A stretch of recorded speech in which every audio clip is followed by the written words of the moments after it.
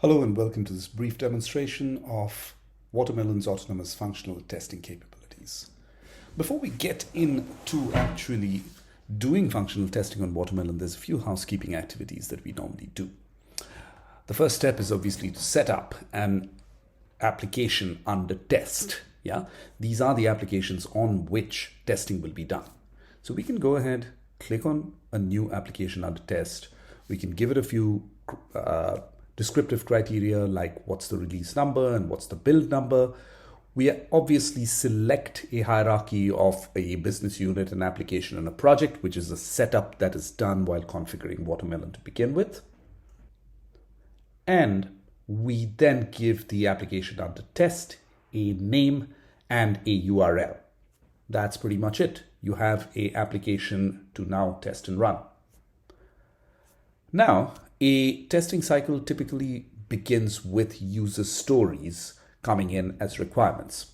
So we have over here a Jira instance where a person with the persona of, let's say, a product manager or a developer who's creating a new requirement.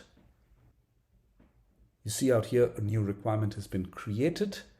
And the thing that I wanted to show you was that the requirement is percolated right here in Watermelon automatically. The little purple indicator that you can see there indicates that this new user story has no test cases associated with it right now. Yeah, so this gives an easy visual way to figure out which user stories have no test cases, and there obviously will be some older stories, as you can see over here, which have a whole auditable history of test cases that have been added, that have been changed, that have been modified, and so on. Yeah, you can see an entire traceable matrix. Now, another interesting thing to note is that if a product manager actually changes their requirements, Watermelon automatically shows that change up in that little orange icon. And you can see out here that it says that test cases may be outdated. This basically indicates that something has changed on the requirement side and your testers now have a visibility into that. Yeah. Simple way of making sure that you don't have situations where requirements have changed and your test cases are still outdated. Now that we have set up our prerequisites, we are ready to look at the test case repository itself. This is, of course, a single screen view into all the test cases that you have created. It's a repository, yeah? You can go ahead and set up your structure, which remains constant throughout Watermelon, of a business unit, an application, and a project. And you can see that every user story can be linked to multiple test cases. Now, the interesting thing to look at out here is the concept of a workspace versus what gets published. Your workspace is yours, yeah? It's a private workspace. It's role-based access controlled. Whereas things that are published are things that are available to all the users of Watermelon. So when you want something to be accessible to everybody else, you can go ahead and publish test cases like the way that we just did now, and it goes into the published area. Yeah, people can go ahead and see the details, and now it's accessible to all users of Watermelon and not just you. Simple way of role-based access control. Like we mentioned just a few seconds ago, user stories can be linked to different test cases. I was just showing you that when we digressed a bit. You can go ahead and select the various user stories, which are of course coming in from Jira, and select which of the user stories is your current test case linked with. Remember, you can have a single test case linked to multiple user stories, which of course makes sense in a scenario.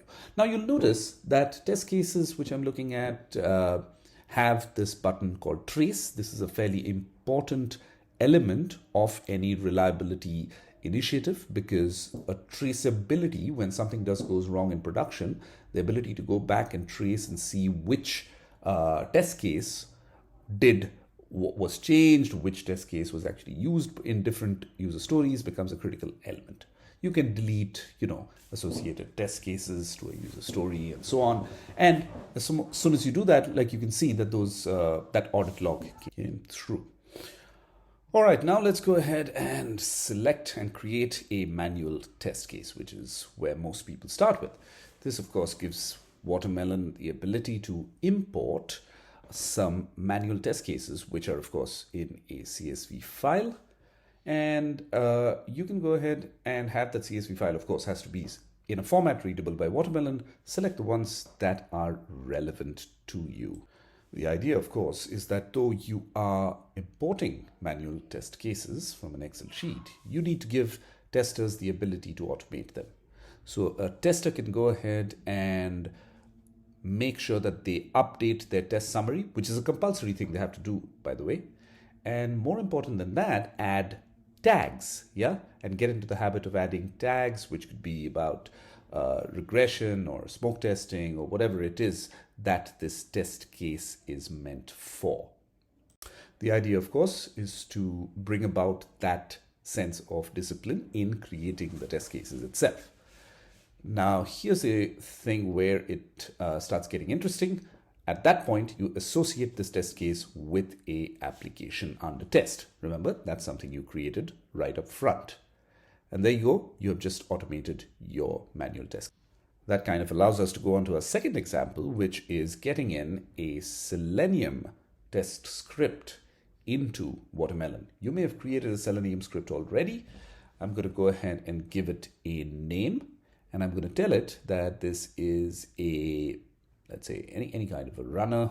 It could be Cucumber, it could be JUnit, whatever it is. I select my application under test because, of course, that's where my test case is going to run.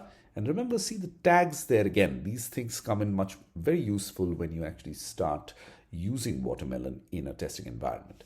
And here I am bringing my Selenium script into Watermelon and compiling it here. So Watermelon does a quick syntax check and we are good to go. Right? You have a Selenium test case which is brought in, and now of course I can do all the things that I said earlier, like associate the test case with a user story. The user story, of course, keeps getting audited. The trace keeps getting updated as we are talking and making these changes. Now with the importing of the Selenium test case, it gives you the ability to, of course, execute anything that you have brought into Watermelon. So I can execute only the manual ones, only the Selenium test case, or a combination of anything, right? So I can go ahead and, of course, select the environment against which it has to run. And it's as simple as that. Let's go to example 3, where we create a test case from scratch within Watermelon. So I went to my workspace and started creating my test case. Yeah. So I can give it a name.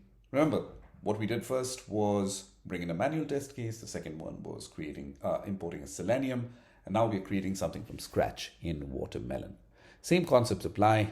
Give it a name, start with a summary, give it tags that make it sensible to this testing example. You can test on web or mobile. Watermelon has its own device farm on which it will go ahead and execute. I select my application under test, and I am good to go, right? This is my sort of development environment within Watermelon. It's a very simple no-code environment, and I've given it the URL, which is the application that I'm going to test.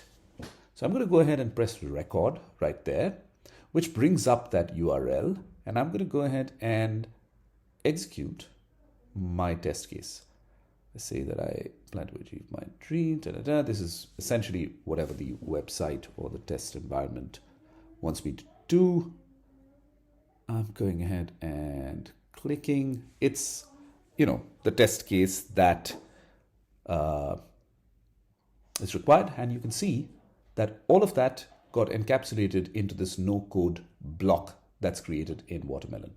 Didn't require a single line of coding, and it just automated what you did.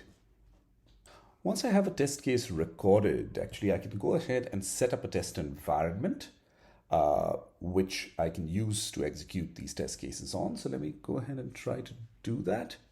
Yeah, I can go ahead and say that I want to capture performance metrics, and I want to go ahead and run it on an environment which I described. Yeah, I'm going to do it on, let's say, my SIT environment.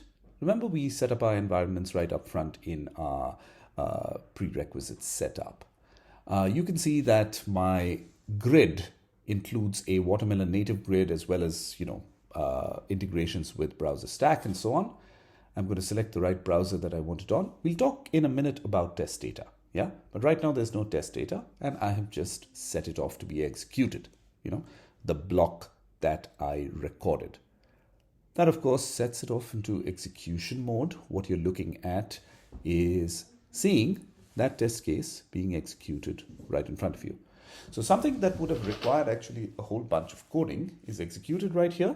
And every one of these steps that you see is not just showing up as pass or fail, but is also going ahead and giving you an Apdex index that you see in amber or green. We'll talk in a moment about what those things mean. But for now, let's go ahead and just appreciate the fact that a test case was recorded and was run with as little effort as pressing a record button and no coding. Yeah. Note these Apdexes. These will come in handy in a moment when we start talking about them. Apdexes are essentially a mechanism of setting up customer experience thresholds, right? So what Watermelon allows you to do is that when you are in your test case repository or when you're actually strategizing and building your test plans, yeah, you can go ahead and set up what the default acceptance criteria or of customer experience is. So you can see right here in the project settings, and you can say that for this particular project, anything below 2 seconds is satisfactory. Anything between 2 and 4 seconds, we'll call it tolerating, and anything above 4 seconds is something that we'll call frustrating. And these formulas are actually industry standards. Yeah. Now you can either have those standards set up for the entire project, or you can set up separate Apdexes for a particular test case. Yeah, you can obviously the test case Apdex settings overrides what is written at a project level, right? So you might have a situation where you have a particular test case in a project, but for that particular test case, you have different toleration and frustration criteria. Because you had set those, now if we go back to our test results, so here was our test results, let's go back to that.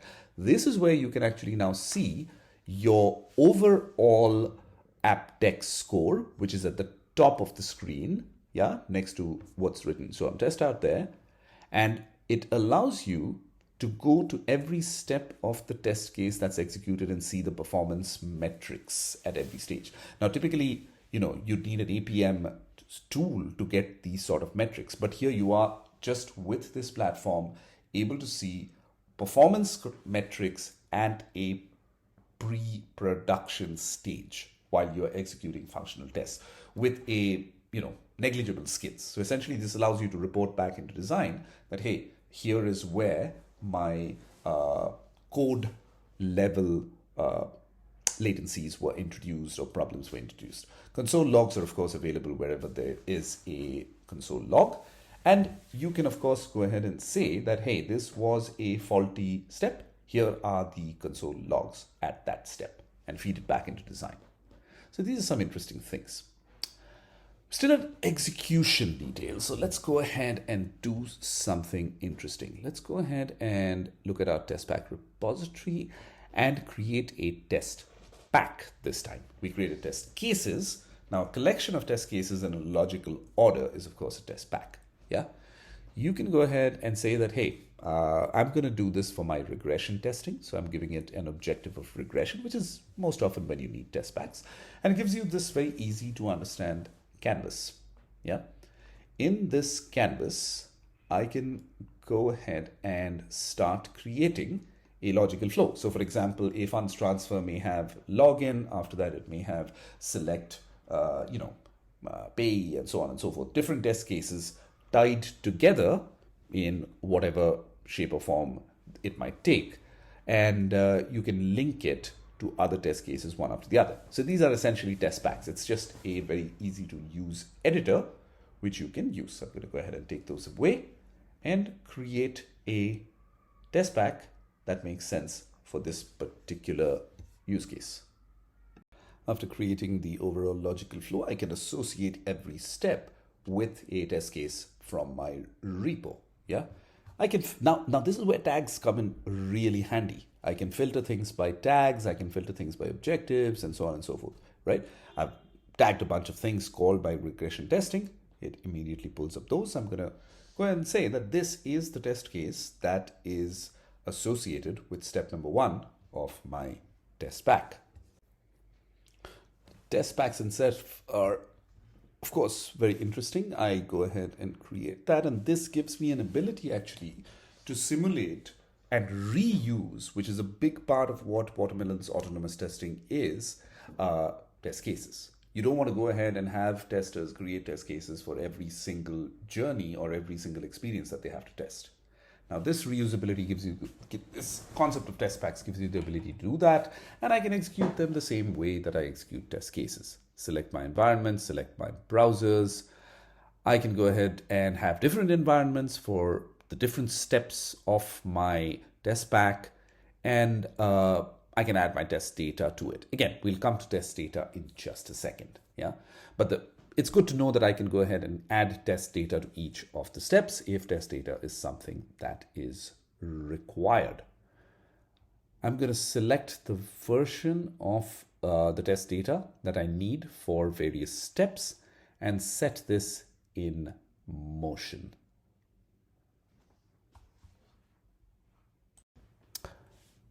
Here we go. Let's go ahead and continue. And we are now going to execute. Actually, forgot to save it. Here we are. So I'll select my application build and the environment where it needs executing. Remember the environment from our prerequisites. And you can either schedule it or execute it immediately. I've just gone ahead and executed it right now. And you can now see a reusable set of test cases stitched together in a test pack, executing in sequence as defined in a no-code canvas that Watermelon is.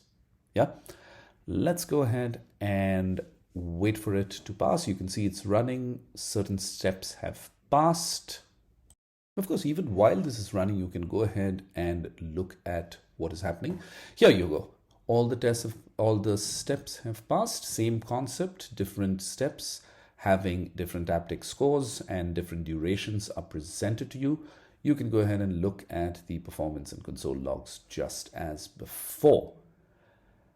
And that was Watermelon executing your test packs. Yeah, gives you the ability to go into any step. Of course, the whole concept over here, just to reiterate, is one of usability. You didn't have to go ahead and rewrite test cases for every different step that you take. Yeah, your execution detail is just as before. Let's go ahead and talk about a few miscellaneous things before we wind off. When you find something actually failing in your test case runs, right? So for example, here, the aptX scores have completely failed. You can go ahead and create a defect right from this UI. Yeah, I mean, defect creation is very simple for anybody who is familiar with testing. You can give a priority and a status of your defect, give the summary of what the problem is. In this case, the test case passed, but the performance criteria didn't. In some cases where the test case itself failed, you can actually tag a failure. Yeah, you can give a reason for a failure. All these tags can be defined by you, or some of them come default out of Watermelon as well. And these are tags, failure tags. But what happens if you do that? The whole idea is to feed this back into your coding and design teams, right? When you go to your test runs, the first thing you'll notice is that all your test runs, this is like a consolidated report of all the tests that you've run. Right now, we have gone ahead and executed the test pack and the run, and you can see the failure tags associated with test runs, right? You can also see defects. Yeah, if I go to my defects, I can see, when I say I can see, a developer can pick up their defect from here if they want to, and they can see which user story was this defect tagged to. Because remember, the defect was raised from a test case, and the test case is mapped to a user story, which of course brings us to the concept that when you are actually creating a defect, that information actually percolates into your Jira. So this is essentially a one-stop shop for all your defects, looking at it in Watermelon. But remember that all those defects are also getting back integrated bidirectionally into Jira. So you can see out here, yeah, I've refreshed the screen, and you can see out here, FT passed with poor performance. This is the defect that we just created in Watermelon, which came in from that particular test case result being tagged with a defect. Yeah, same thing happens with failures as well. So you have here a complete bidirectional integration. Let's go ahead and talk about just a few final things before closing out this demo. We just talked about the bidirectional integration piece, which is pretty important actually when you are trying to, bridge the communication gap between business requirements and testers. Right.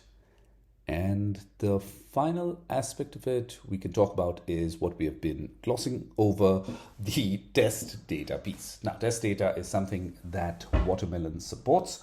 You can import test data from a variety of sources. Yeah, you can have test data generated anywhere and brought in as an Excel sheet, or you can generate test data or you can create test data within Watermelon as well. The important thing to note is there is a version control system, like for your test cases, like for your test packs. There's a version control system for your test data as well. And you can select all the rows that you want and create small test data repositories, which of course can be used against your test cases, like we just saw of some time ago. So when you're executing a test case, you can say that pick up test data from here, right? And it will execute the test case against every line of test data that exists. Gives you an easy way to manage test data. Remember, it has the ability to go ahead and clone it. You can, as you can see out here, I've just duplicated a line, changing test data as per business requirements and so on. Fairly simple. Again, the concept, this is of course very business requirement driven. That was a brief overview of Watermelon's functional testing.